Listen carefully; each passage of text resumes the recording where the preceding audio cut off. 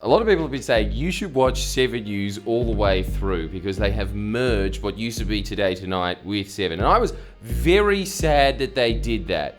But then I watched a full episode and realized, no, that was the right move. You are supposed to be merging those two programs together to create, that giant Power Rangers robot. Mark Ferguson here to give you news of cheap peanut butter and murders. A father of 3 is being praised for risking his own life to save a neighbour under attack from armed thugs. He heard her screams and rushed to help, but his bravery has left him in hospital with a fractured skull. Is this a shot from Blood Diamond? I'm used to walking into my parents watching ABC at 7. Nickel prices are up by 1 cent, while silver prices are down by 1 cent. Thank you for that, Philip. I'm sure the average Australian cares about nickel. Is this 7 News every night just an extended version of Nightcrawler? Right, so here's the news. Some guy got his arms and legs hacked off in Adelaide over a confrontation of not even a pro football team. Local. His torso is recovering well in hospital and his ass would really like to know where his legs are. Remember that American show Cops? The producer of that must have been like Seal when he went on The Voice. Just a massive step down. Now he's at 7 News in Adelaide. This is what bravery looks like. A father of 3 covered in blood after being savagely attacked in front of his 3 children. I thought he had a fluoro vest on, but as I got closer, it was all blood. See? This is definitely produced by an American in Hollywood. Yeah, there's an Australian on TV, but how do we know he's Australian without a Crocodile Dundee hat? The 41-year-old jumped a fence to help her, only to be set upon by armed thugs. And they had a machete, a baseball bat and a rifle. You sure that wasn't you, mate? You seem to know a lot about the crime and you don't seem to be looking at the camera a lot. Well, that's why I'm wearing this hat. I don't want to be identified. I'm not that dumb. He's tonight recovering at the Alfred after having surgery for head wounds. Cassie Zervos, 7 News. Yeah, well, that's an all-Australian hero right there. Also, it was from Melbourne, not Adelaide. Anyway, hope you don't die, mate. Let's move on to the next one. And what is it? Hundreds protest in Melbourne ahead of a vaccine rollout. Jeez, there is no difference between 7 News and Avi Yemity's YouTube channel. Look, there he is on the ground there. You've made the same mistake again. My documents are in my back pocket. Demonstrators cop a spray.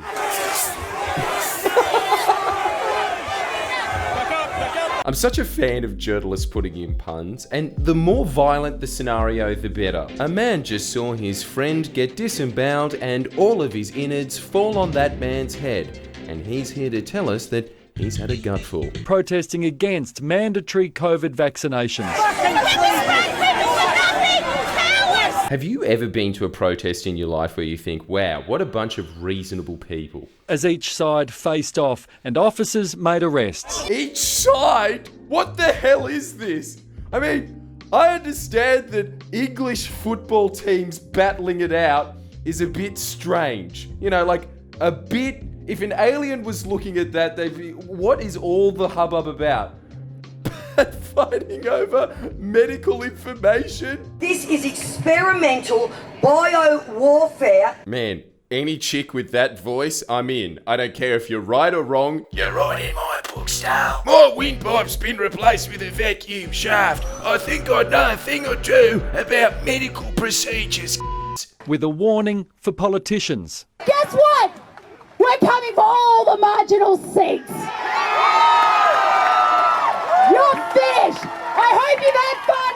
You need to start looking for another job because you're done. I've seen a mirror of my own reflection and I don't like what I see. Having said that though, if she was the head of Labor's campaign strategy in the last election, I do feel that they would have done marginally better. We're going for the marginals. And then she should have been rewarded by being made Speaker of the House. She's got the pipes on her to do it. Sit down! Sit the down or I'm coming for your seat in the next election. I don't give a that you're in Cook. I'll take it off ya. They say they aren't anti-vaxxers. They want the freedom to choose without pressure from governments, employers or airlines. A normal vaccination takes 7 to 15 years for production. This one has been rushed through, not even 12 months. There's a Facebook group on Facebook and you see all the adverse reactions. They're all shaking and they can't even walk anymore. And you have to look into that. We do not consent. Mussolini's back from the dead? and he's not happy about COVID. I'm also not happy about the Lygon Street. They streaked me. I thought I was still in Italia. And a baby shower. There seems to be a few extra visitors than we had planned for. Again and again. Dan, I love you to bits. Hope you get better. But man, I want one of those shirts. And I'm sure you want one of these shirts. Lane Gang, yeah. That has no relevance to anyone that's in Victoria. Just get one of the Sack Dan shirts if you're from there.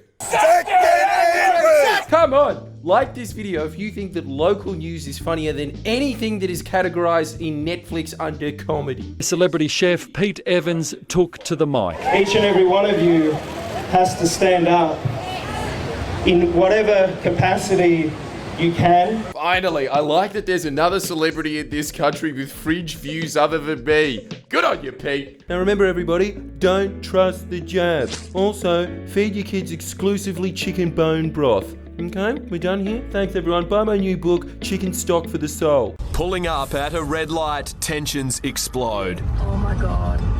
In broad daylight, 4 men and a woman leap from... It's amazing. Human beings don't change. I thought that we got a little more mature after year 9, but no, here we are. This is aimed exclusively at 60-year-olds. Oh, there was our beef. There was our beef. Film it. Film it. 7 News trying to give off the visage of unbelievably restrained adult, but still, oi, where's the fight? Did you film it? Can I see? Don't pretend that you're above this. I know that there's going to be a lot of snarky comments of people saying, huh, not me. I bet when I look at the audience retention of this episode, there's just going to be a, oh, what a kid. One of the men is tackled to the ground. As the flurry of hits continues, a dog jumps from the window of the 4-wheel drive. But the violence doesn't stop. As he's held by another man, one of the men cops a series of savage blows. There's a reason that UFC took off. It's more violent than boxing. But you know what's even more violent than UFC? UFC has now officially merged with Vietnamese dogfights. May the best man's best friend win. The driver of the black van, clearly in a hurry to get away, running a red light as he drives off. I'm always getting picked up by journalists saying, you're not doing real journalism. I'm not even pretending to do real journalism, but you are, and you are doing exactly the same thing as me. Your entire coverage is react videos. You know, they're just idiots. Just, at the end of the day, it's just morons being morons. And of course, the resident expert on road rage in Adelaide, some pimply 17-year-old. Why couldn't you have gotten an expert from Roads and Maritime or whatever the it's called over there? Because we don't have enough people in this state to fund a vehicle regulator, mate. Oh, so you go to that 17-year-old who works at KFC to get your rego renewed? Yeah, that's how it works. At Newport Beach, 2 men brawl, but things quickly escalate. One cops a coward's punch to the head. A flying kick drops him. As he's on the footpath, they lay the boot in. It happened around 8 o'clock last night in front of dozens of locals, Ben Sammy confronting the group who threatened him and others with a large stick. I remember when the news like 4 years ago was non-stop talking about the dangers of king hits. When will they start talking about the dangers of kicking someone's head into cement?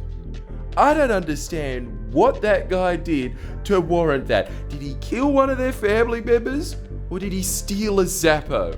I'm thinking he stole a Zappo, and I know you think you're visual antis, guys, but the first thing that you should know is that punishment should be dished out in proportion to the severity of the crime, and I don't think that stealing a lolly warrants death. That's just me.